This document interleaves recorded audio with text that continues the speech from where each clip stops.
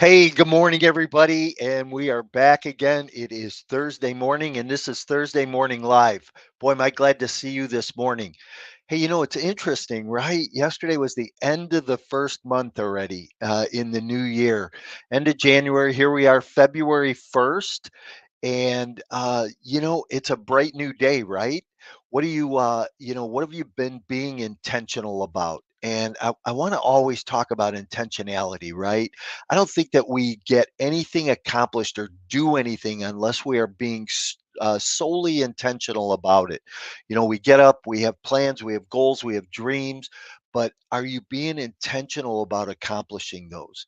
I just want to real quick, just the last few days, I've been at the National Multifamily Housing Conference um, in San Diego. And I have to tell you that, it brings a whole new aspect to networking when you are intentional about meetings and intentional about meeting people. I spent a couple of weeks regularly reaching out to people to connect with them, to set up meetings that were intentional about finding new markets to work in, finding new brokers to work with, finding new deals to have good deal flow for multifamily, for building that side of our business. But the point around that was the networking, the back-to-back meetings that I had for the last 3 days, and getting to know people. There were 8,000 people at this event, and no matter how hard you try, you're not going to have the time to meet everybody. But when you're networking and you're intentional about it, the quality of the relationships you can build is so much more. Hey, welcome this morning. If you're new to the show, I'm glad that you're here. We're here every Thursday morning at 8:30 Central Time.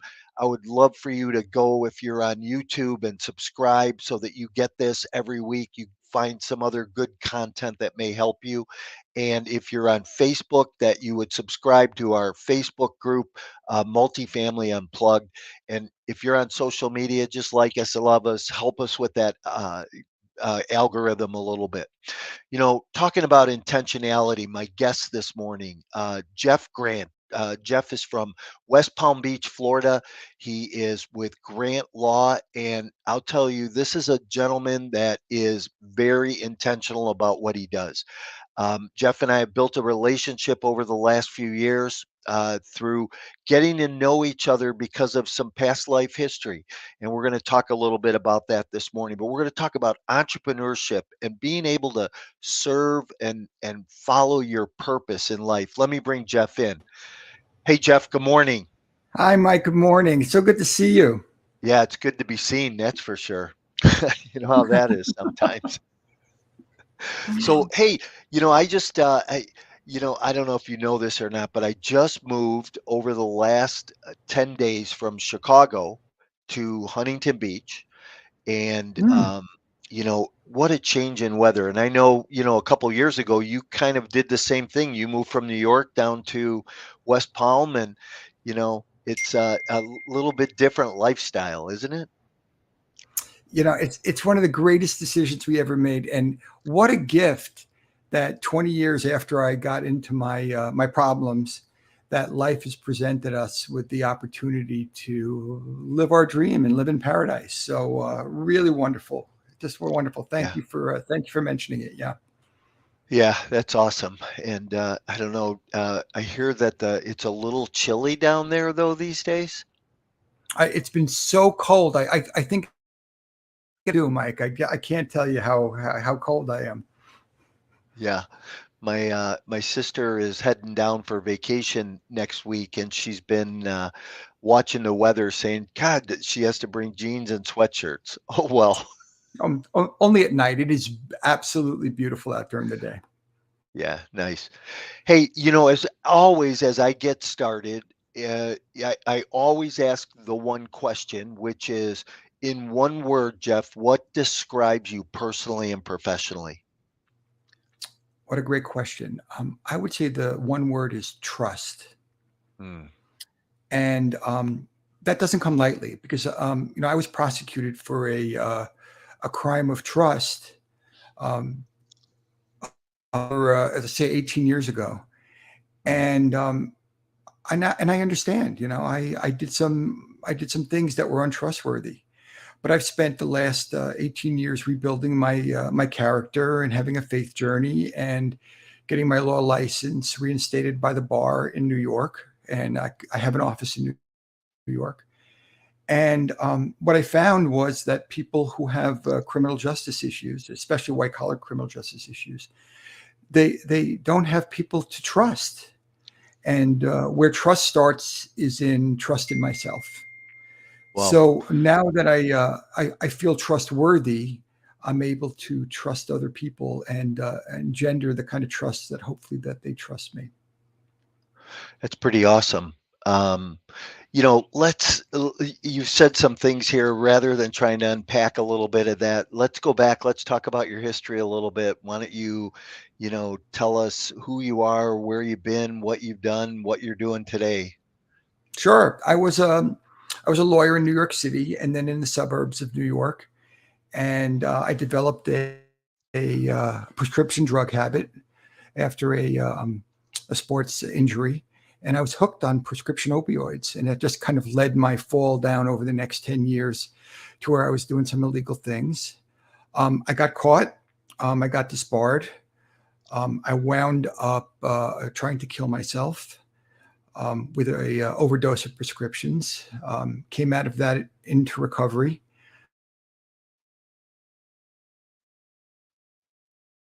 I made on an SBA loan application. Went to prison for that for 14 months. Came out, um, applied to seminary, and I did that full time for 3 years, and I became a ordained minister with a Master of Divinity. And soon after that, after working in some churches in the inner city and all of that, my wife and I founded the White Collar Support Group in Progressive Prison Ministries, the first support group in the country to support people prosecuted for white collar crimes and their families. And we've been doing that now for 8 years. Yeah, you And have your 400th episode coming up, right? our 400th meeting is on Monday night, February 19th at 7 p.m. Eastern, 4 p.m. Pacific. And what a gift just to be involved. 50 people who have joined in, and many more than that have been attracted to the ministry. So I've been involved in over 1,000 people's lives who've had white collar criminal justice journeys. And they've learned from me, I've learned from them, just this beautiful kind of relationship. But as you know, 3 years ago, the New York State Supreme Court reinstated my law license. And that's what I've been doing half time now, is practicing law and hopefully, engendering the trust that people can reach out and really get their legal issues addressed by someone who not only has 35 years of skill set, but also has walked in the shoes that they're walking. Well, and you said early on before we started this morning about serving your purpose. Mm. And it sounds like you're serving your purpose, but for you in the big picture, what does that mean for you? What it means is that bringing light and love to a underrepresented and a very misunderstood population. People think of white collar crime and they think of Bernie Madoff or some of the big names, big splashy headlines. But you and I both know that 98% of people who are prosecuted for white collar crimes are just kind of ordinary people who've gotten themselves into messes because of either pathological or environmental reasons. And they're people down the street who's are the parents of the kids that your kids play with. They're doctors and lawyers and stockbrokers, and they just made some mistakes. And I'm not, I'm not telling people not to take responsibility for their action, but the penalty is so out of proportion to what the behavior is. And so, if we can provide some guidance and some leadership, both on the ministry side, providing emotional and spiritual support, and hopefully on the legal side, where people, you know, this is a labyrinth of crazy stuff, and there's prosecutors and criminal defense lawyers and everyone just trying to rip them to shreds. And what do you do? And hopefully what I can do is, be a buffer and a translator for all of this stuff to help people go through it in a more gentle, sober, and professional way. One thing I've learned over the years is it's really important to surround yourself with like-minded people, people that help, can help you on your journey. Yeah. And doing what you're doing, I know that the Whites Collar Support Group helps people, whether before they're going into prison or when they come out. It's a place that people can go and find others that have experienced or are experiencing that journey, which can be pretty tenuous at times, and kind of hard. We know. Um, how do people find this group if they have an interest in clicking in? Well, they can certainly go to our website. The ministry and the White Collar Support Group website is prisonist.org. That's prisonist like feminist, prisonist. Or if they want to get in touch with me at the law firm, it's grantlaw.com. But mostly people find us either word of mouth, because we're probably 1 degree of separation from everyone in the country who's going through a white collar, or through there's been a lot of magazine articles and podcasts and TV segments about us. But I would really divide our business arc into before the New Yorker article that came out about us a couple of years ago, and after the New Yorker article, Hmm. because there was a multi-page article in the mag and online, and the New Yorker is probably the most respected nonfiction periodical in the country, and they ran a very thorough article about us, and we're just known because of that almost everywhere. And so all kinds of opportunities have come to us because of that article. But certainly as a pass along or as a pass through, that means we've been able to grow an expanded community and opportunities to people that they wouldn't have otherwise had. And sometimes that's jobs and careers and just breaking down the barriers of social stigma and business stigma to help people help people's journeys just be more helpful and hopeful. Yeah. So let's talk about entrepreneurship a little bit. Let's talk about what it's like for somebody who either just worked a job or is had a business, and that time, they spend it incarcerated. And we know that in this country, we are over incarcerated, right? It's quite a business.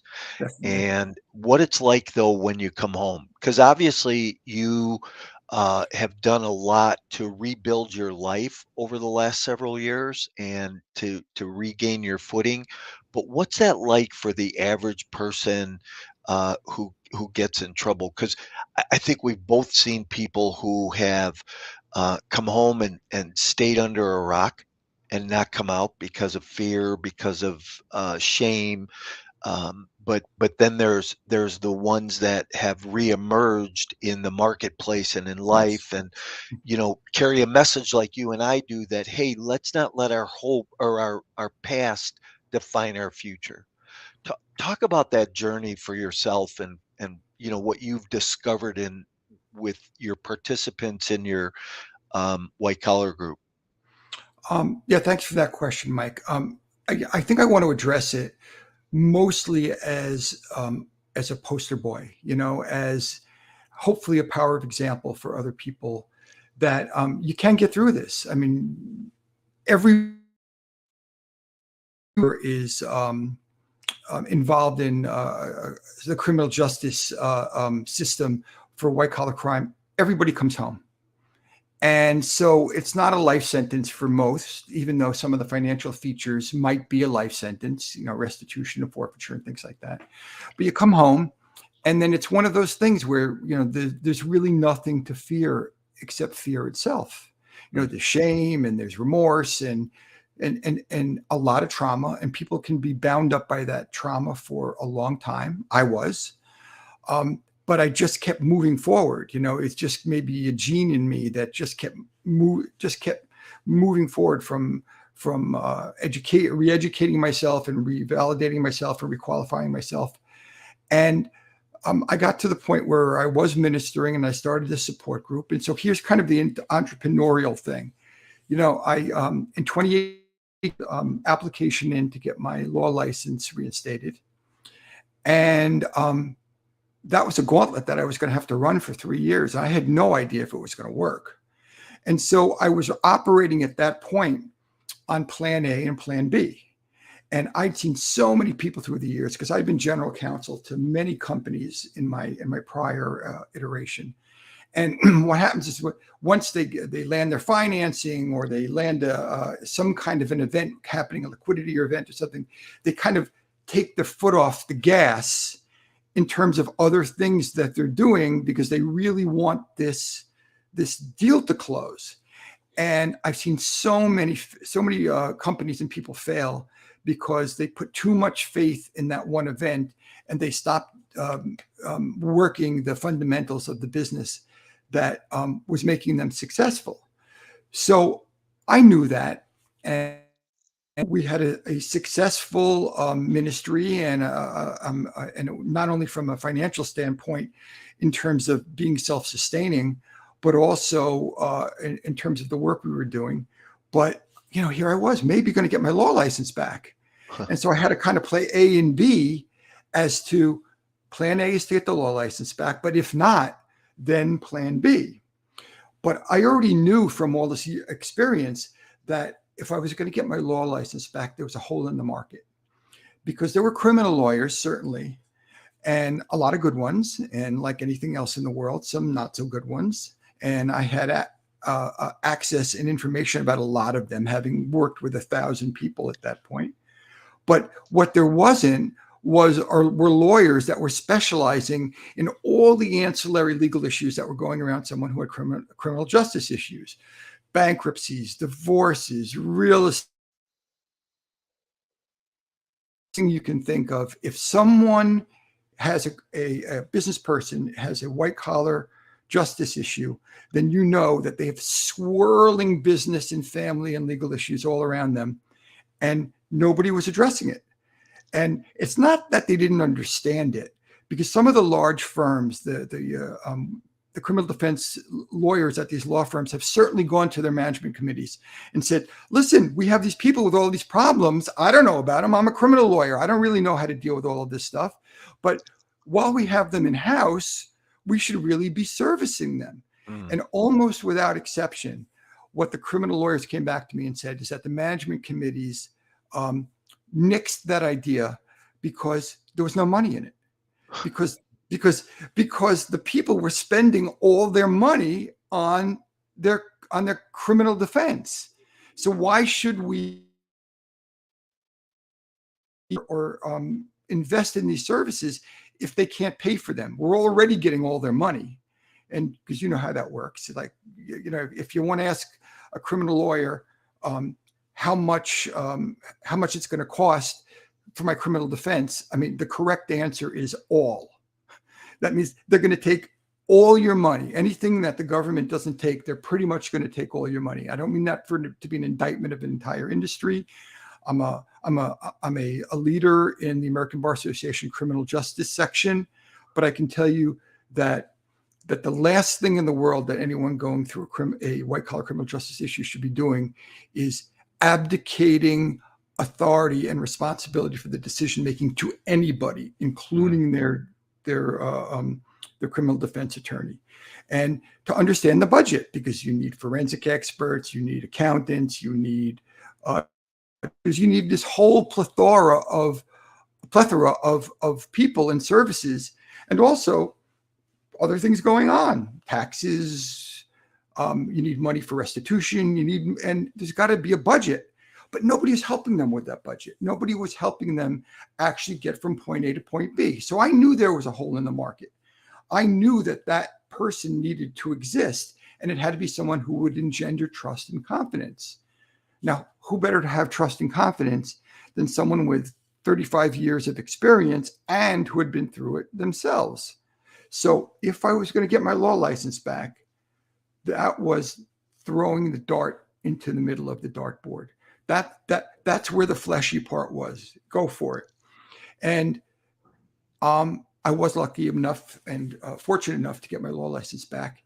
And I hung my shingle out. It took me about 6 months to ramp up and figure it all out. February 1st of 2022, I officially launched Grant Law in Manhattan.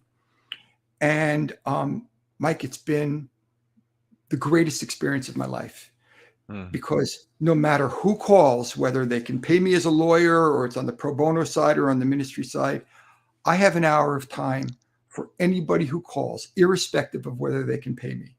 And 98% of the people who call me are going to get something for free, or they're going to be referred over to the ministry or to other resources, because I decided to not scale up. It's me. I'm wearing my value on my back. And how many people can I represent at a time? Personally, I'm 10. So I'm very careful about the people that I represent. And basically, they're people who want to go through some form of transformative experience. Yeah. And decide they want to become better people, better citizens, better parents, better. And that doesn't mean not make a lot of money again. If you want to make a lot of money in multifamily real estate, go see Mike Morawski. If you want to be led through some of those either spiritual or emotional or legal issues that we all have, give me a call. Yeah. Nice.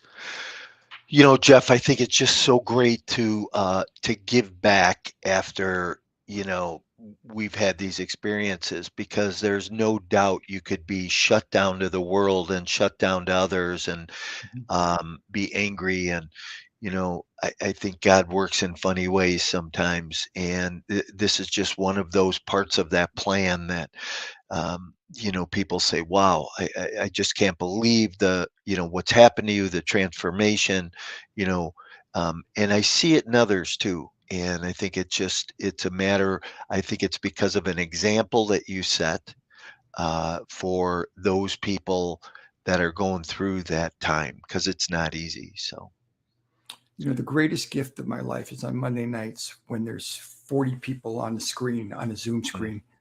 And we haven't really met each other in person. I have people who I've had 10-year relationships with who I've never met in person, but we're bonded. We're bonded by our brokenness, but we're bonded by our dedication to one another and to the community. And the smallest part of what we do is on that 75-minute call on Monday night, because all week long we're providing comfort to one another and experience to one another, and guiding each other through in phone calls and in Zoom calls, and it's immersive, and it's not one way, because I'm a person. I have emotional needs. It's 20 years since my problems started. And I can tell you, there are mornings when I don't want to get out of bed, and it just comes out of nowhere. It's not, it's just part of the trauma of having gone through all of this. And so what do? I have hundreds of people who've been in the support group who I can pick up the phone and say, man, I'm not doing so well today. And it doesn't make a difference. I'm a lawyer or whatever. I'm a person. And just to be able to relate to that, and people, I know what you mean. I was having that the other day, and wow, what how uplifting just to be heard and seen and to be a witness to other people's and their emergence as people again. Yeah, no doubt. This is about second chances, and I think in life that we all need a second chance, Yeah. and because things don't always go smoothly for everybody. But hey, I appreciate you being here this morning. Uh, Um, what? such a gift, Mike. Thank you. Oh, thank you. Hey, how do you want people to reach out to you, Jeff? I would say the easiest way is just go to the websites, either prisonist.org or grantlaw.com. And all the contact information is there on both of them. Not only that, there's a lot of information that's going to be helpful right away, and links and all kinds of articles and stories and interviews and things like that. But my phone number in Manhattan is 212-859-3512. And my email is, and I get back to everybody within a few hours, and because we need it, we deserve it, I've been in your shoes. Yeah. Absolutely. And I can testify that you do get back to everybody in a few hours because that's how we connected. And I don't even Absolutely. I was trying to think back. Boy, we've known each other a few years now, but Yeah. I don't know how we originally connected. I can't remember. And but I think somebody probably connected us, and I'm grateful for that. So Jeff, it's been great this morning. I'm going to move you to the back room, say goodbye, and if you hang out with me for a minute, that'd be great. Thank you, Mike. Beautiful. Thank you. Hey, everybody. You know what? A show about second chances, right? Different opportunities. Take a new chance, take a new risk. Uh, One thing that I believe Jeff is conveying and that I always try to convey is don't let your past define your future. I think so many times that whether you're in a prison behind a wall or a prison in your mind, you can get out and you can make a difference in your life. And I think that there's so many people that are trapped in this place of fear and anxiety and not being able to move forward. And you know what? Get surround yourself with some people that can support you and that can help you grow through that and to move forward. And Jeff's group, the White Collar Support Group, could be one of those places for you if you're in that situation or you need some of that kind of guidance through life at this point where you are. Hey, thanks for being here this morning. We're here every Thursday. We're not always about business, but we can be a little bit controversial. So make sure that you subscribe so that you are notified and you're back. I want to wish everybody a great week and a great day. Here we are, February 1st. Enjoy your day.